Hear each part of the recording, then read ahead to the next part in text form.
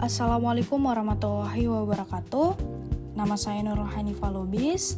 Di sini saya akan menjelaskan bagaimana saya akan mereview sebuah jurnal untuk memenuhi tugas ujian tengah semester mata kuliah proses stokastik. Di sini saya akan mereview yaitu sebuah jurnal dengan judul analisis penggunaan aplikasi transportasi online menggunakan rantai Markov.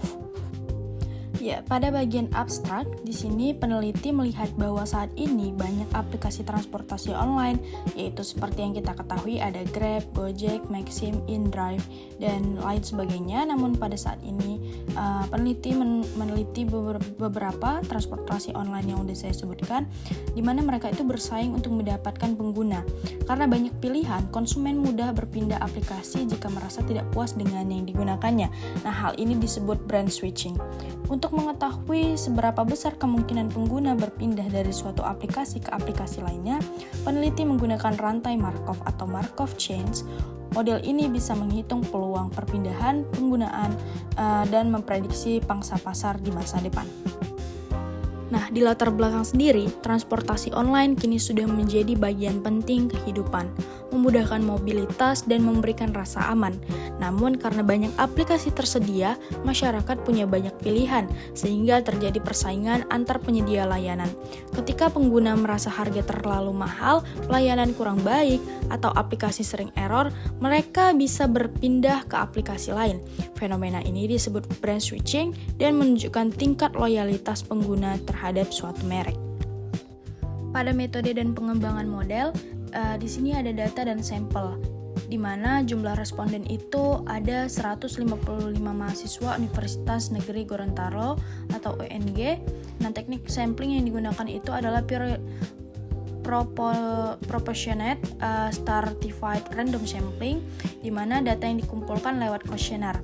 Tahapan analisisnya itu mendeskripsikan data responden atau asal fakultas dan aplikasi yang dipakai untuk menentukan harga yang paling banyak dipilih dan menganalisis faktor-faktor pilihan, yaitu ada harga, promo, pelayanan, kemudahan, keamanan dengan skala Likert. Menggunakan rantai Markov untuk menghitung perpindahan pengguna dan memprediksi pangsa pasar. Langkah-langkah metode valuation iteration. Metode valuation iteration ini digunakan untuk menghitung keuntungan maksimal atau optimal dengan cara mengulang perhitungan nilai V sampai hasilnya stabil atau konvergen. Langkah-langkahnya itu yang pertama, menentukan state dan alternatif keputusan.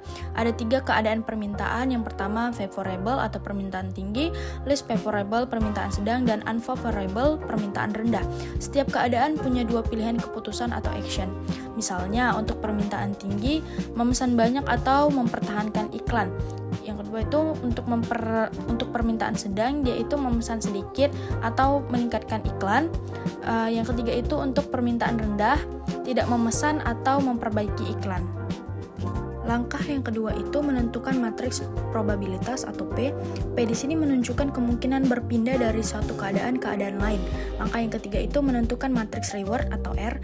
R ini berisi keuntungan atau kerugian dari setiap tindakan. Nilainya dalam ribuan naira. Nah, langkah 4 itu menghitung nilai harapan atau Q.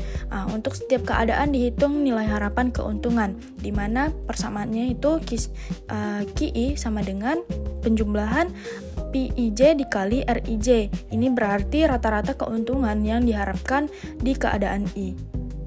Langkah 5, kita itu akan menghitung nilai total keuntungan atau V. Selanjutnya digunakan rumus yang sudah tertera, VI pangkat N sama dengan QI ditambah penjumlahan seluruh PIJ VJ pangkat N kurang 1. Nah, ini disebut fungsi nilai atau value function.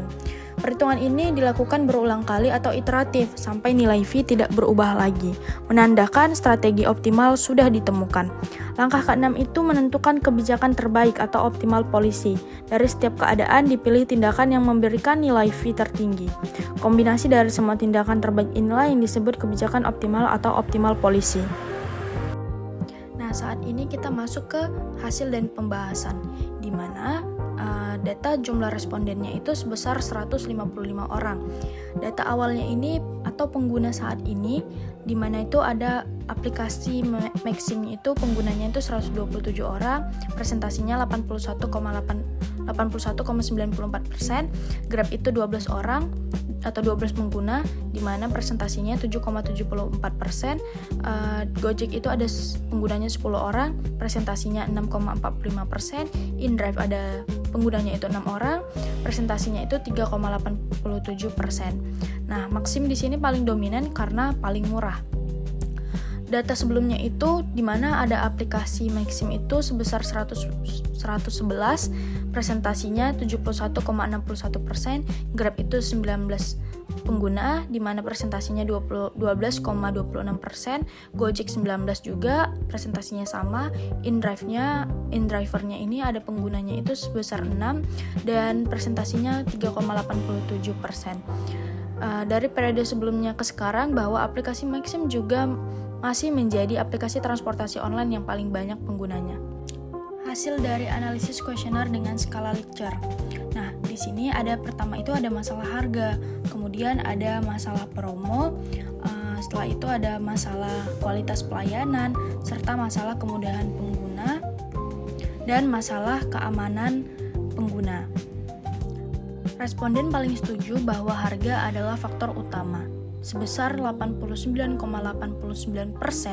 diikuti dengan kemudahan pengguna 85,33%, kualitas pelayanan 84,69%, keamanan 82,59%, dan promo 81,81%. Jadi alasan utama orang memilih Maxim adalah harga murah dan mudah digunakan. Nah, kita akan menganalisis menggunakan rantai Markov, di mana bisa dilihat pada tabel perpindahan dari periode sebelumnya ke saat ini sudah dilihat tabelnya dari Maxim ke Maxim, Maxim ke Grab, Maxim ke Gojek, Maxim ke InDrive, lalu dan seterusnya gitu kan.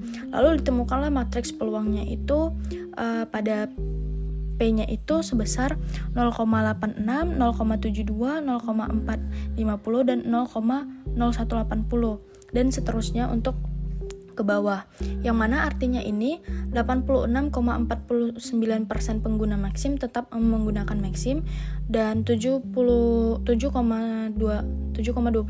perpindahan ke Grab, lalu 4,5% itu ke Gojek dan 1,8% itu ke InDrive.